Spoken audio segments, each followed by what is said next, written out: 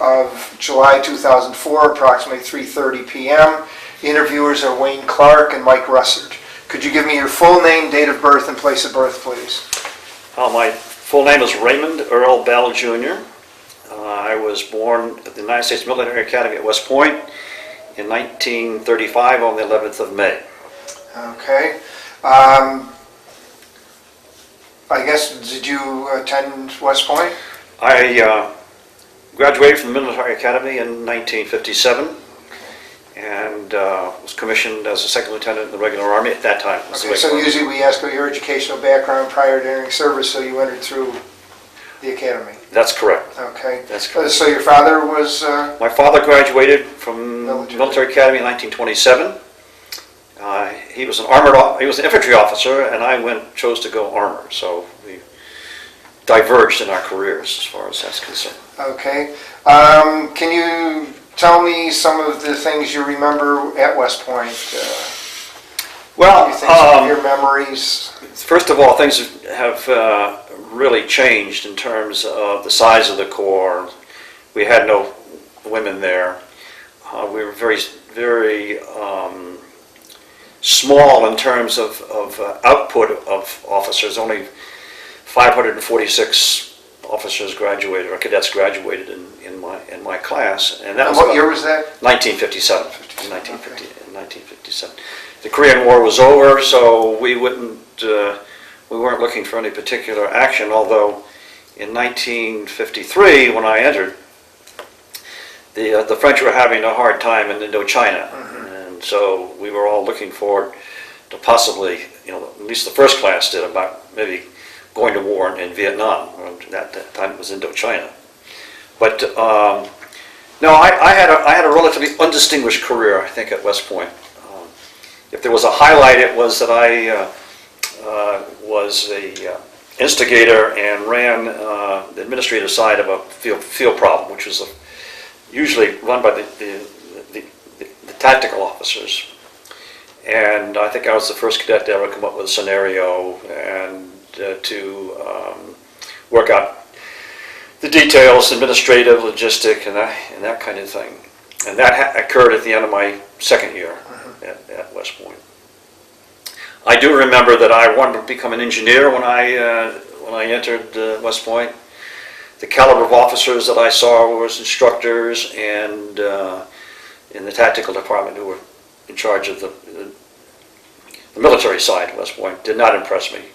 The armored officers did, so that was the reason that I really decided that I would go armor. And I really enjoyed my armor assignments when I did graduate from West Point. Did you attend a military high school? No, I never attended high school in the United States. My father being in the Army, I went to school for 2 years in Great Britain, my freshman and sophomore years, so to speak. And I was in the cadet force there, which was a lot of fun. And then my father was transferred to Germany, and I went to high school in Germany for a year. Came back and went to prep school at Brayton's, which was a preparatory school. A lot of my friends went there, particularly those of us who had been overseas in school, high school overseas. And so that's where I learned a lot of the basics and enabled me to actually get into the military academy. I had to have a waiver on my eyes, my feet, my heart, my hearing. So it was not an easy road to tread, so to speak.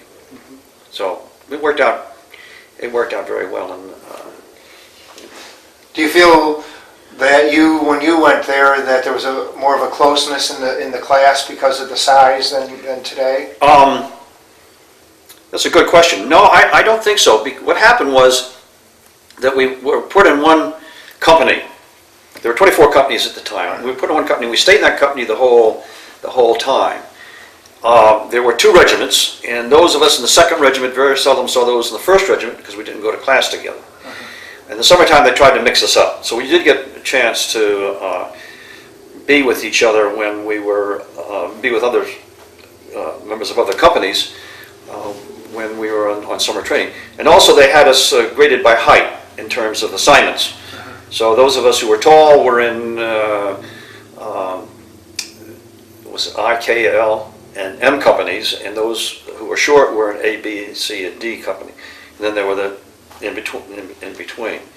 And that was primarily, I believe, because when we were on the parade ground, if you wanted to have a straight line, you know, the tall people would be on the flanks, and it would kind of get smaller towards the.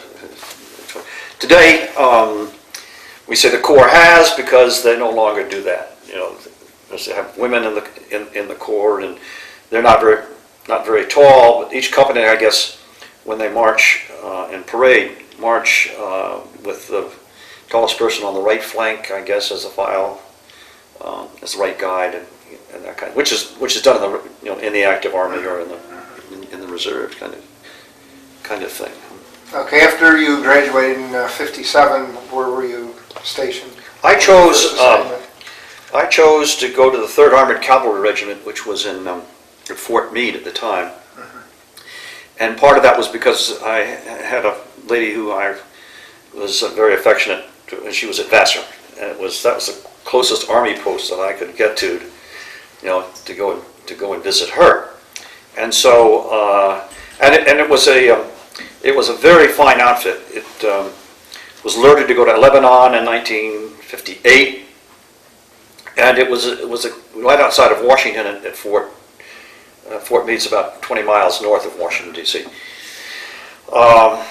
And some officers who were real comers, particularly the majors, lieutenant colonels, and the colonels, were assigned there. And one of them was at that time, Lieutenant Colonel Knowlton, who ended up being the superintendent of the military academy and eventually with 4 stars.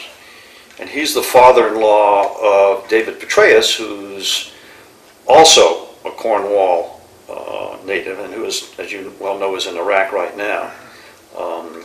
His daughter married David Petraeus I guess it was in 1974, 75, something like that.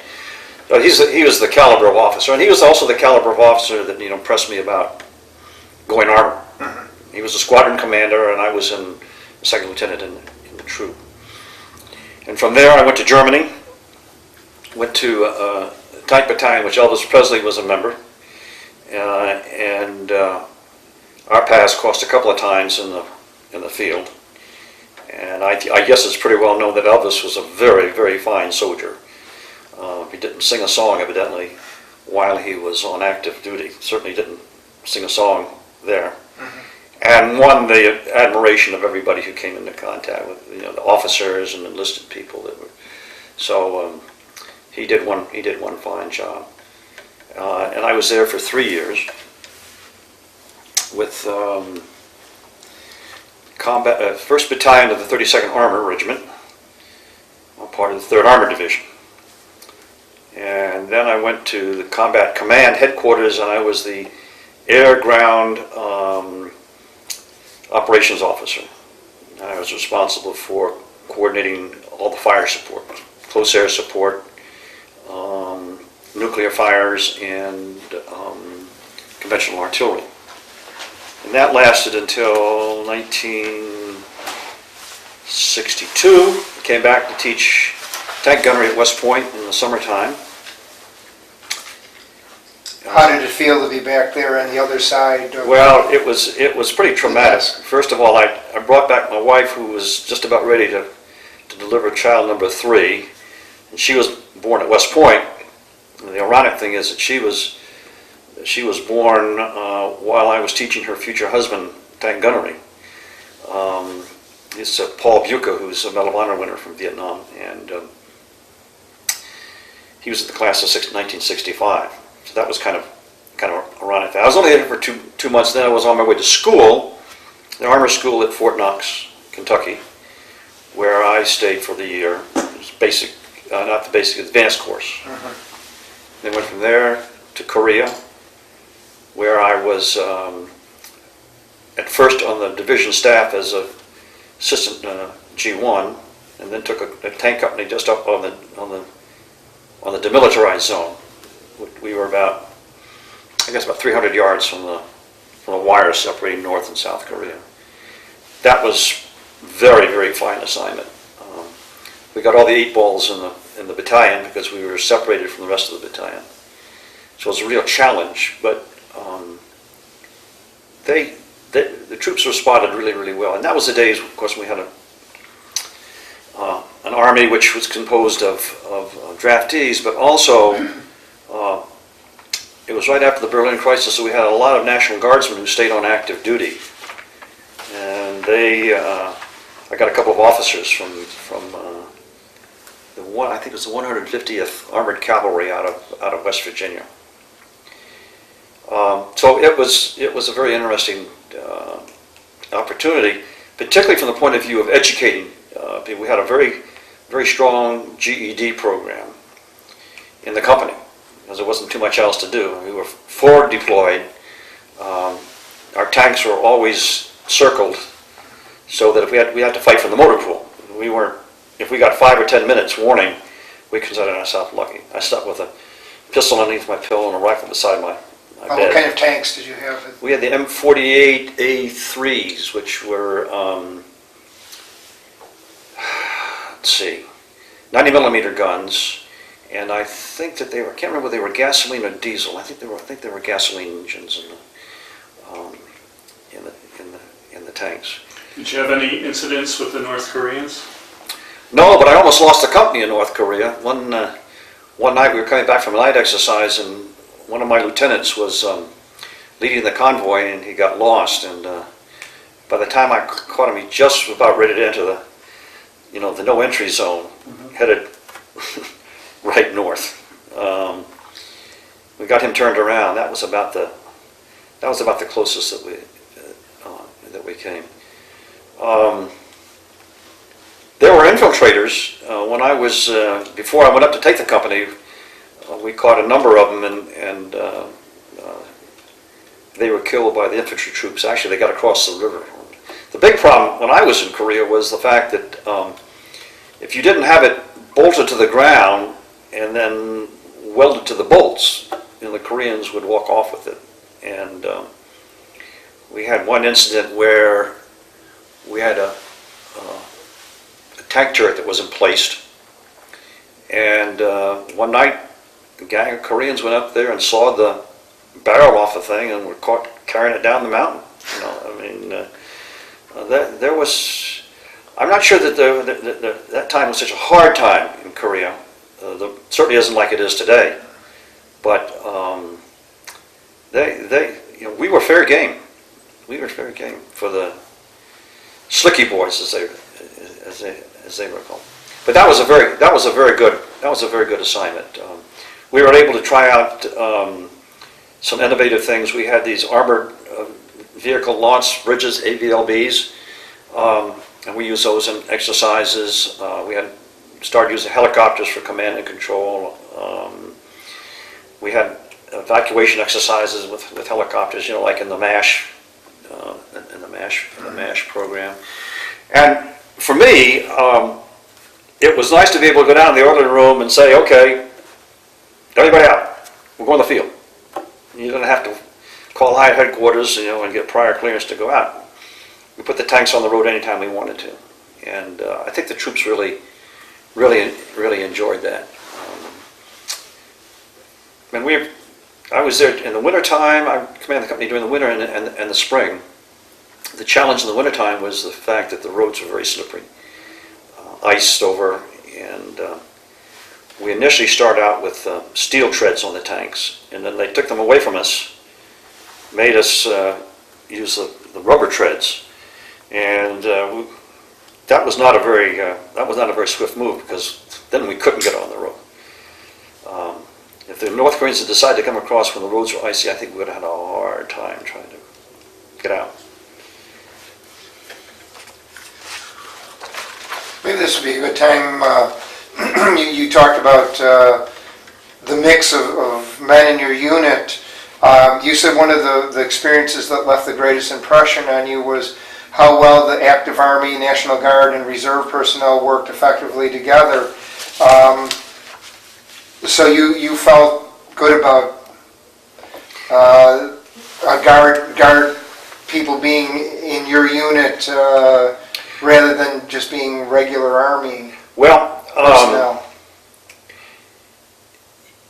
I think we have to make a differentiation here, because we had a lot of draftees, and we had a lot of regular Army officers, soldiers, and we had a certain number of National Guardsmen. I really didn't, at that time, as a captain, I didn't really differentiate among the three. I will say that my regular Army people generally were not as high a caliber as the draftees were, particularly in Germany. People in Elvis Presley's cohort, I had a couple of them in my platoon who were absolutely top-notch soldiers, and while as the career soldiers were either hangers-on from Korea or World War II people, people who really hadn't had too much success on the outside. I did not really gain a proper appreciation of the National Guard until I actually left the active Army, and that was, of course, in 1971.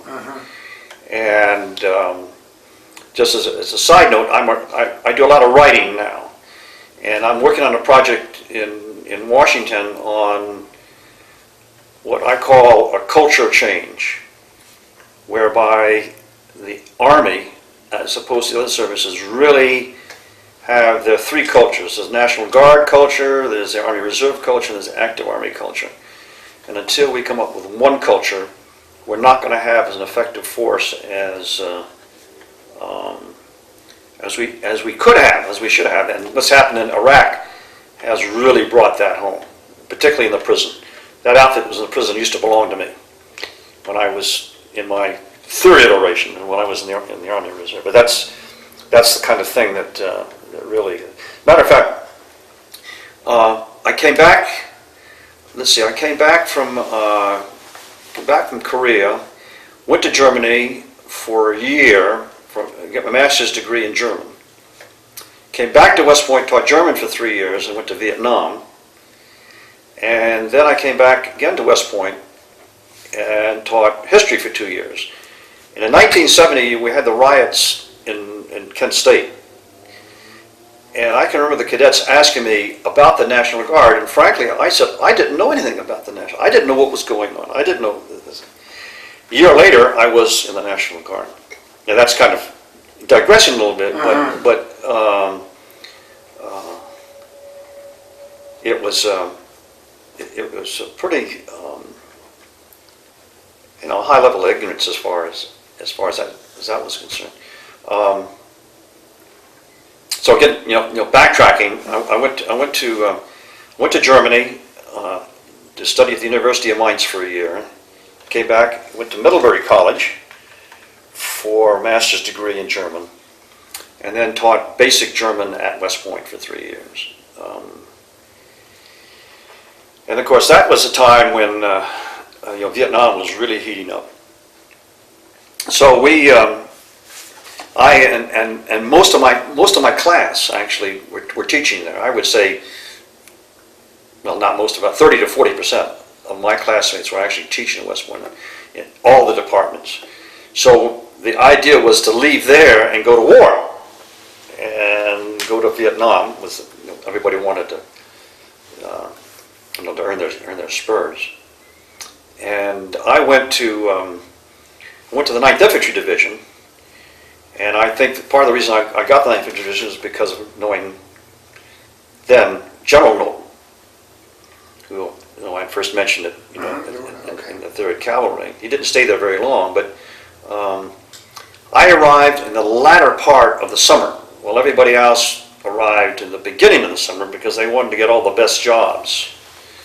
Unfortunately, as I learned in Korea, you don't do that. You hang back until everybody else gets assigned all the ash and trash jobs, and then the jobs start opening up that are really worthwhile, and that's what happened to me. The 9th Infantry Division had one armored cavalry squadron, and every armored officer in the division wanted to be either the squadron commander or the S3 or the executive officer. And when I got to Vietnam, people said, well, what would you like to do? I said, well, I'd like to be the executive officer of the cavalry squadron. So, I've got that job all sewed up. You're about 10th on the list for that. You know, if you want to wait around for 2 more tours, you gotta. Well, the jobs the other people had, their bosses weren't about to release them because they'd only been there for a month or two, and I walked right into the job. So I was extremely lucky, and I had learned from my experience in Korea, you don't volunteer to get there first, because I never wanted to go into the G1 section when I went to the 1st Cavalry Division, which was in Korea. I got stuck there for 6 months before I took the company. So that's where you headquartered in Vietnam. The headquarters for the division was at Dong Tam, which was down in the Delta. The squadron was up near Quan Tri, which is north of Hue and south of the demilitarized zone. Are you familiar with that? We were on the street without joy. Highway 1. Is that right? Yeah. Yeah. Yeah. And we used to patrol up and down there all the time with our tanks. We had the only Army tanks up there because the 1st Cavalry Division had no tanks. And the 101st came in and relieved us. They didn't have any tanks. So we had tanks and armored personnel carriers, and we also had a company that was attached to us from one of the battalions, 34th Armor, down in 3 Corps zone around Cu Chi. I think that they came up from there. So we did a lot of well. At that time, the area had been very, very well pacified. The squadron, before I got there, had wiped out an NVA regiment, caught them in a cluster of huts on the beach, and literally cleaned the clock. I don't think that anybody, North Vietnamese, walked out of that encirclement. They had naval gunfire, they had aircraft, and they had all the tanks. And everything. It was a perfect operation. And I got there at the after that was. So we spent our time really making sure that we saw a lot of night ambushes and those kind of things. So we actually made sure that we owned not only the day but the night as well. And I think we did a pretty good job.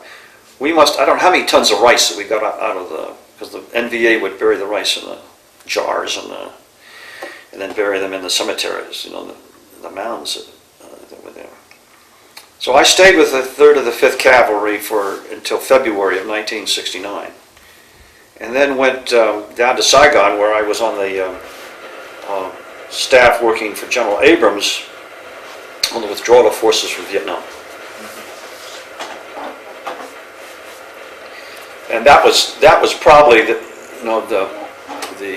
highlight of being in Vietnam, because I was one of the key planners in how we were going to bring our troops out. And I worked with then Colonel, later to be General Don Starry, Starry, who was my boss in Germany back when I was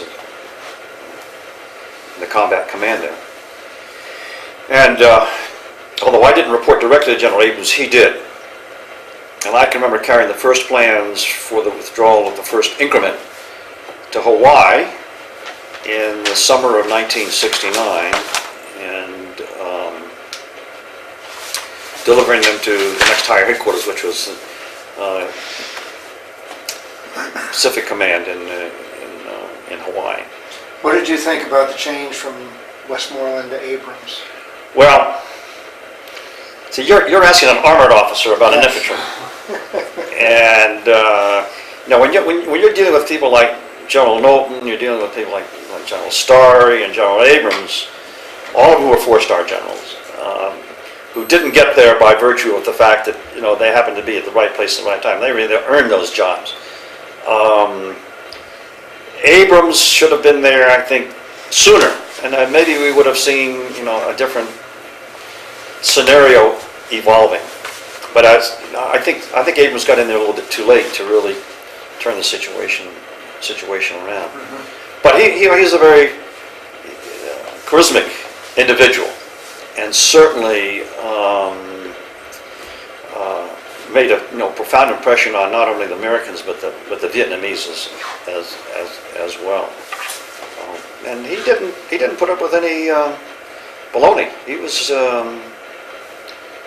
very straightforward.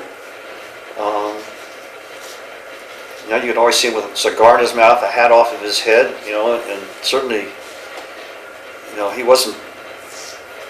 he didn't present the same kind of picture that Westmoreland did, when you see him in his fatigues, kind of thing. So there's a natural prejudice there Okay. on my part. Shouldn't have asked you that question, being an armored man. So anyway, after my service in Vietnam, I made the decision when I was in Vietnam that I was going to resign my commission and try the civilian life. At that time they were thinking about start drawing down, but because I was a regular Army officer, they weren't allowing people out of the service at the time. And I had as a next door neighbor here in Cornwall, Colonel Fred Todd, who was a National Guard historian, you may well know. Yes. And he and I shared interest in military history. And before I had gone to Vietnam, I had started work on my doctorate in history. And he kind of, he was a good influence on me. And not only that, but General O'Hara, who had preceded General Baker, and my father had been associated, because my father commanded 2nd Corps back in the late 50s, and the 42nd Division and the 27th Division at the times really kind of came under his aegis if there had been some kind of war. I think he was responsible to see that they were properly supported, although he didn't have that same kind of relationship that he had with the reserve organizations. So I think a combination of those factors, I applied for the job of recruiting and retention officer because I wanted to maintain my affiliation with the military, but I really didn't see myself ending up in a position that I would have wanted to if I had been a dream sheet cadet or officer, one of these water walker. And I was not a water walker. So. Could you explain that term for us? A water walker is somebody who is going to be promoted ahead of his contemporaries, who has the right people to mentor him along the way, who kind of gets on somebody's coattails, and if he goes up, then he's followed up the line. I was never, I wouldn't say fortunate. I did what I wanted to do, and I never regretted the assignments that I had. But there were other officers who were better achievers, I would say, than I was. I was really uncomfortable being kind of a small fish in a large ocean. I would much rather have been, a little bit more prominent fish in a smaller pond, kind of thing. And as a matter of fact, when I joined the Army National Guard, I was the only military academy graduate in the headquarters, and in the whole National Guard, I think there were something like 27,000 officers. Of that number, 27 were military academy graduates. So there was a very, very small proportion of military academy graduates. Luckily, today that is reverse course, and that's when you talk about a common culture. That's really important because I think that people in the active Army, particularly in the junior ranks, who decide after they make captain, that they no longer want to be active, but they've gained enough equity in their service, either Guard or Reserve, and don't want to throw that away. That it really behooves them to look into either a Guard or an Army Reserve opportunity, and there are a lot out there, probably more in the Reserve than there are in the National Guard. But anyway, I was really fortunate to be assigned to the state headquarters. It gave me a chance to travel around and meet some really fine people. I went all the way from Dunkirk A Company of the 1st Battalion of the 127th Armor, I think still is, out to the tip of Long Island. At that time, the F Company of the 42nd Aviation, I guess, was a maintenance company, was out there. Well, part of it was out there. And I went to places like Malone, Ticonderoga, Utica, Leeds. Middletown wasn't an armory at that time, but Orangeburg was. There was one in Ossingen. That's long gone. And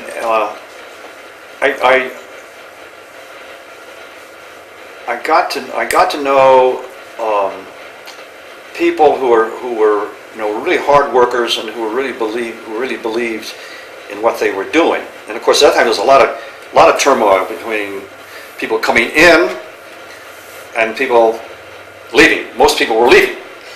So it was 2 in, 5 out kind of thing, and the strength decreased considerably while I was there. But we set it in place a recruiting organization, which I think in the long run was very, very effective. For instance, we made contact with the Army, active Army recruiters, and there were 5 active Army recruiting battalions in the state of New York. And each of them were very, very well staffed. And there was just 3 of us in the state headquarters. But we managed to put people on what we call full-time training duty. Maybe you're familiar with that term. FTDD is what we used to call it. And they would, we'd put them in with the headquarters of the active Army recruiting battalion. And anybody who came in who the active Army couldn't sell them on joining them, it was easy enough to just to pass them down the line to the National Guardsmen. In one example that I can think of particularly, I think it was in Queens. There was a battalion, 2nd Battalion, 104th Field Artillery, was at about 50% strength. And we got together with the active Army recruiters there, and I think within 6 months that battalion was at full strength. Primarily because we were accepting people that, one, that the active Army couldn't take, and 2, was because we had a very good association with that. But there was a question of money. We had the money, but there were restrictions on how we could use it, how we could pay people. You weren't allowed to assign people quotas, but that was the only way that you could really monitor their performance. So I don't know how, I can't remember exactly how we did it now, but it worked pretty well. But it was hemorrhaging. It was so great because most of the people in the Guard had done their service, the 6 years, and the active, the new Army, if you will, the all-volunteer Army was 2 years old, one half year old, I guess, by the time I got in there. So I was there from 1971 to 1976, and was promoted out of my position. I went in as a lieutenant colonel and left as a lieutenant colonel promotable, and they didn't have a slot for me, and they weren't going to give me a slot. First of all, I was a technician, and we had enough technicians there who had been there for a long time, and then there were state employees who were, who wanted one of those positions as well, and there were only a certain number of colonel positions anyway, so that really didn't bother me. So I went to the USAR, and I went down to the Bronx and joined the 1163rd USAR School, and was back at West Point teaching Command General Staff College for a year. And then I got a real break. I got accepted at the National War College as the resident Army Reserve officer. And I was the 3rd officer to be selected. There have been two prior to my time. Now they've opened this up a lot more. But previously I had done by correspondence the Army War College. So they figured, well, I guess, 1, I had an apartment in Washington. 2, I was at the proper grade. And 3, they know that I had a relatively high degree of competence in terms of I mean, they weren't going to send a complete dud to the National War College. And I went back on active duty for a year, left there in 1979, and then, as so often happens,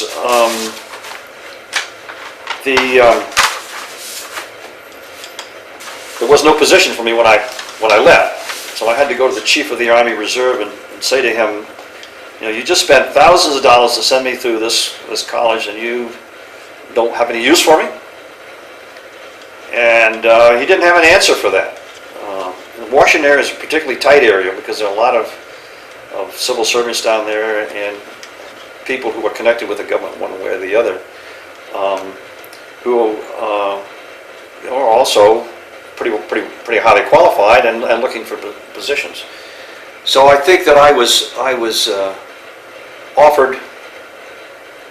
Well, it took me 2 or 3 months. I did some temporary duty in the Pentagon for a couple of months. Ironically, I worked on Iraq as a threat in 1979. One of my jobs was determining how mobile the Iraqi forces were. They were pretty damn mobile back in those days. They were getting, I guess they're getting from Germany, tank transporters, so they could move their tanks around quite a bit. But at that time, Iraq was not considered a threat country. So anyway, I did get a chance to become the deputy commander of a psychological operations unit, which I thought was a medical unit. And I said, well, you know, I'll take anything, because I was looking for a drill position, and it did not turn out to be, you know, a medical unit. You know, psychological operations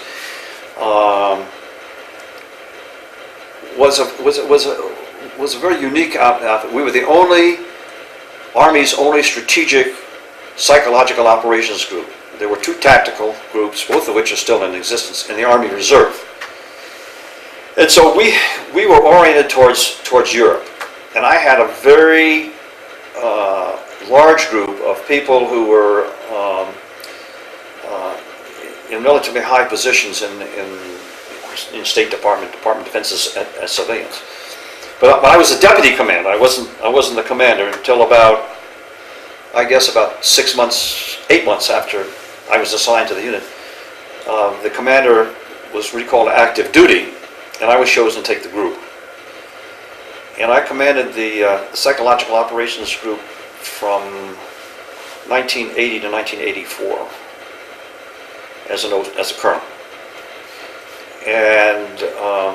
And then I was chosen to go to the Army Reserve Command staff, where I served for a year, applied for the job of brigade commander of the 220th Military Police Brigade, and commanded that brigade for 4 years. And the point that I guess that I'm making here is that if I hadn't gone to the Army Reserve, or the National Guard and the Army Reserve, I never would have had the opportunity to command these kind of units. So I commanded at the colonel level for 8 years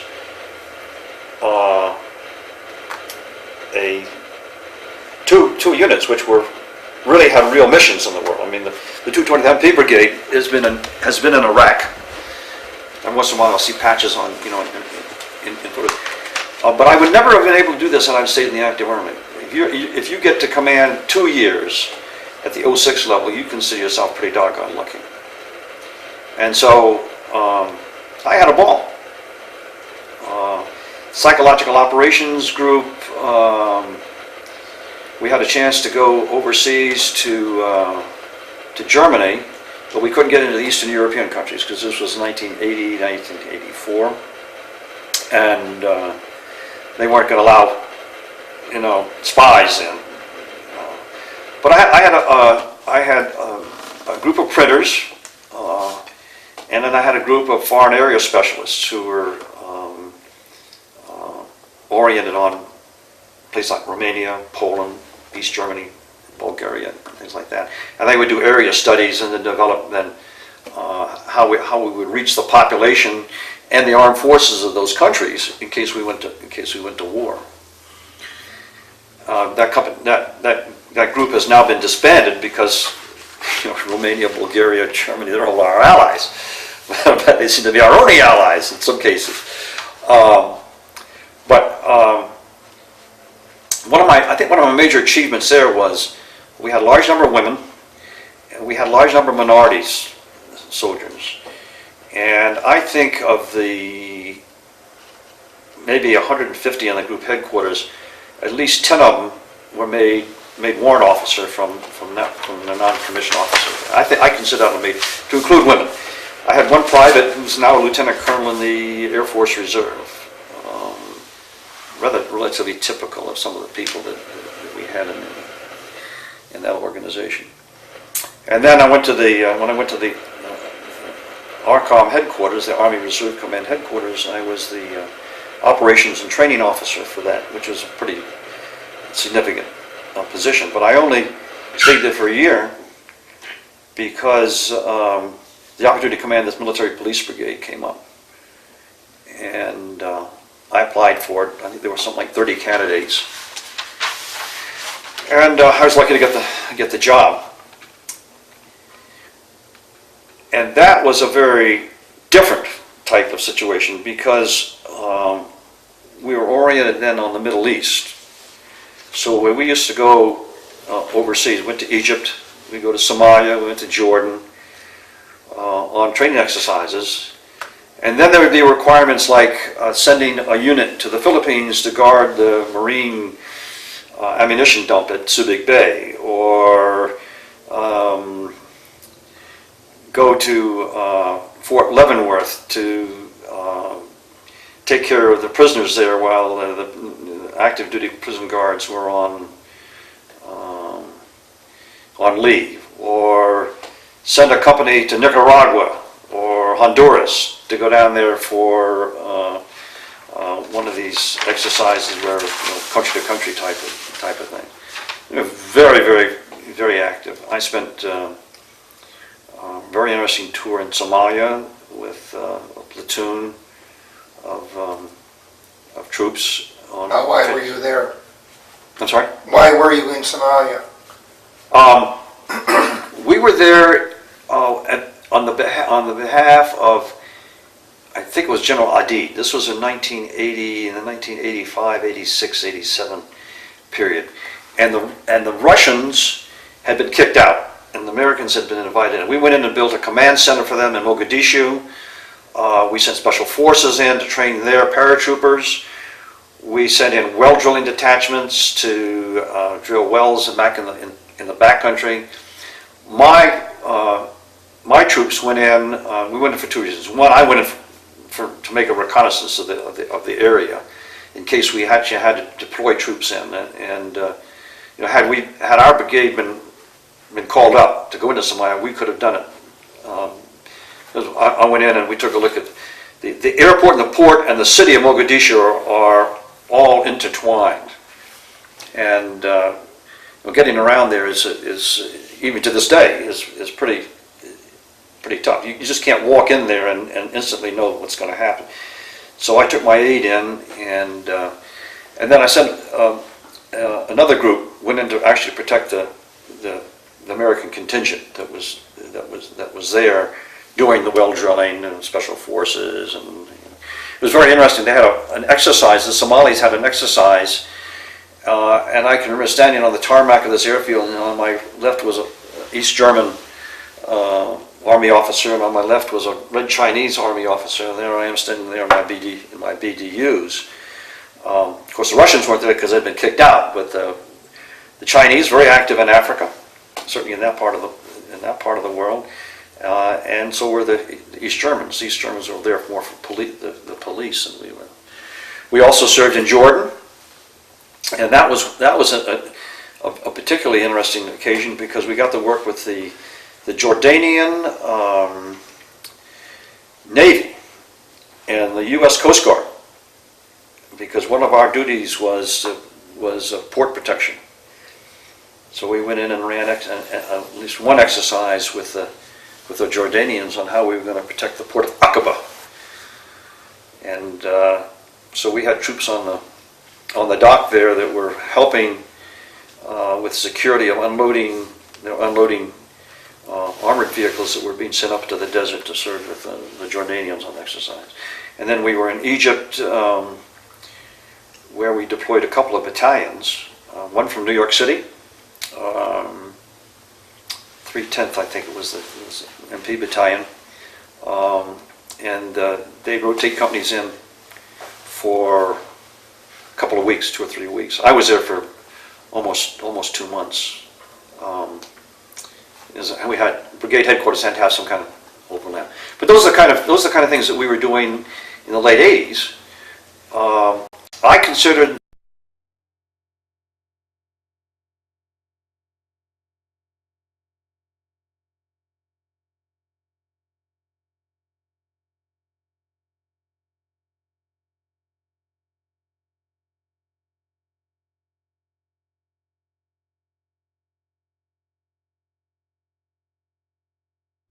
but it was what they call a combat support company, and their job is battle, rear battle, battlefield circulation, not working in the prisons. And so I guess I wasn't too surprised to hear that they were having. So you feel that the problem started from them not being trained for that purpose. They were trained as a combat unit. Yep. More than they should never have been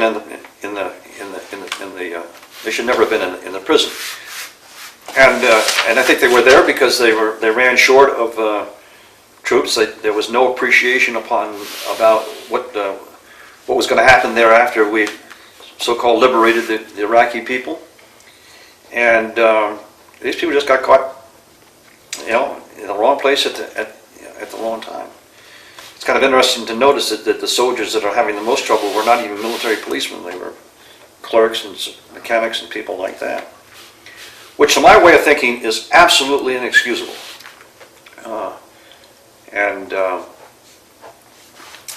I can't cite chapter and verse on what I think about that, but we'll just leave it. Anyway, those people were not. We weren't trained that. Our motto was being forward in the saddle, and of course that's a little cavalry. When we looked at the organization the way it's supposed to be, that's the kind of thing that we were doing. So whatever. I retired in 1989, and I've been enjoying my life in Cornwall ever since. Can you pick out any one part of your career that was more significant, that you are more proud of than any other, or you've had such a varied career? Well, that's a good question. I would say that the balance of having served in all 3 components was the highlight, and you can break that down into 3 parts. I had what I consider a successful career in all 3 components. I got to do what I wanted to do. I made major contributions, I felt, in each one of those components. Entirely different, all the way from front lines of Vietnam and Korea, right back to psychological operations organization in London, was where we would have gone if we'd gone to war, and all the way to Iran. When I commanded the brigade, our war plans had us going into Iran. So to say that I enjoyed my time in the National Guard more than in the Army Reserve, or that I accomplished more, and truthfully say that was not the case.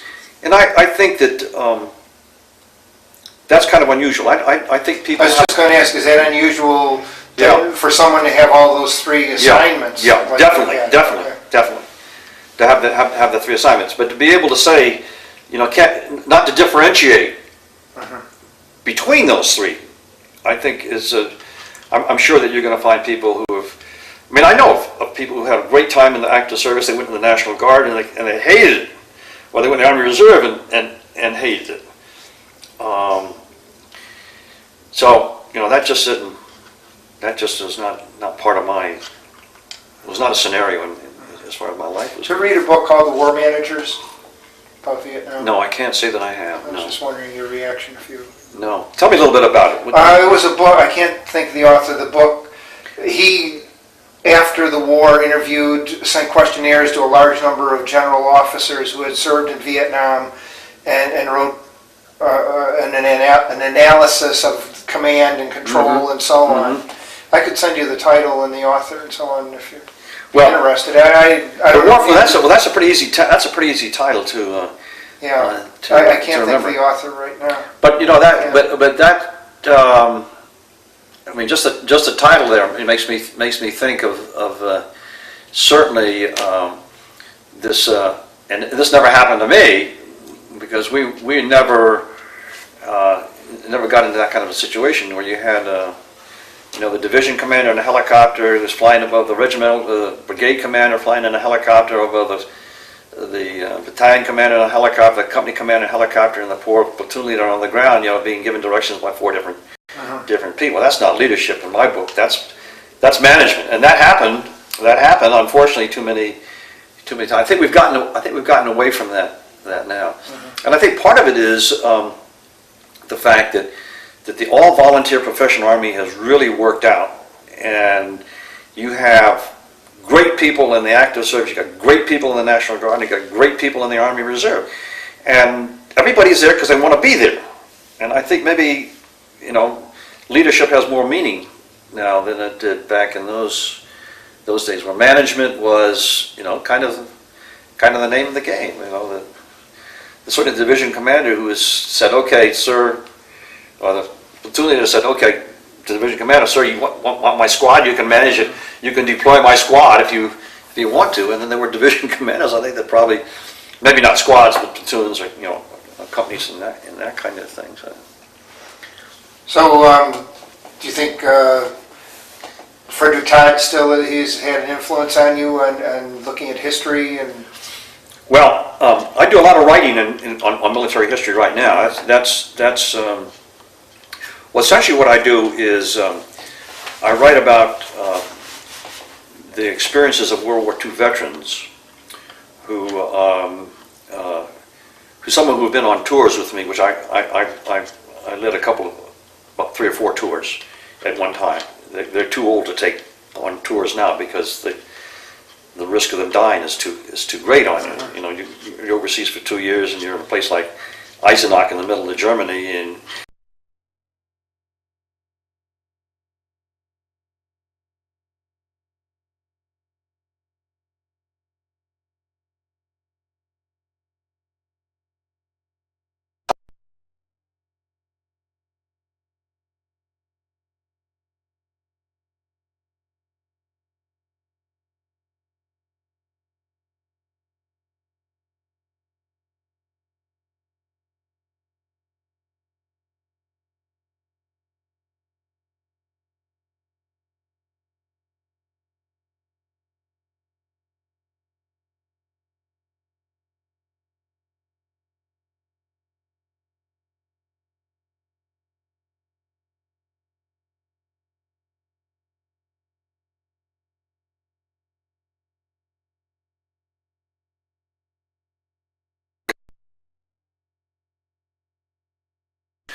when somebody was wounded,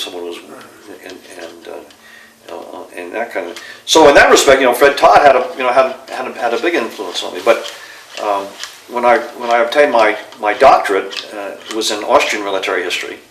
So I was able to use my German that I had learned while I was at Middlebury, and then when I was working in the archives in Vienna, was able to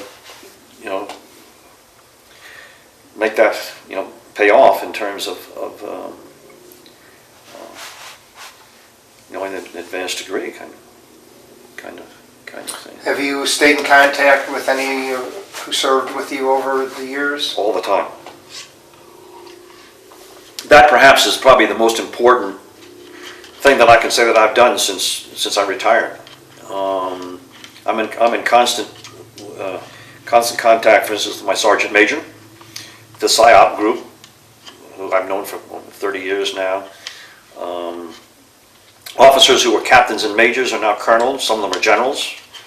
That I think probably more than anything else is my major achievement, is seeing and seeing the development of young officers go all the way from lieutenants to captains to majors to colonels, and then some to generals. Some have disappointed me in that, they got to the 06 or colonel rank, and then they're good enough to be generals, and just weren't able to get that extra little bit of push to go up and, and get, and earn a star. But no, and I'm literally in constant contact with all, and I'm going to Washington next week, and I'm going to be joining my former chemical officer, who's now a colonel.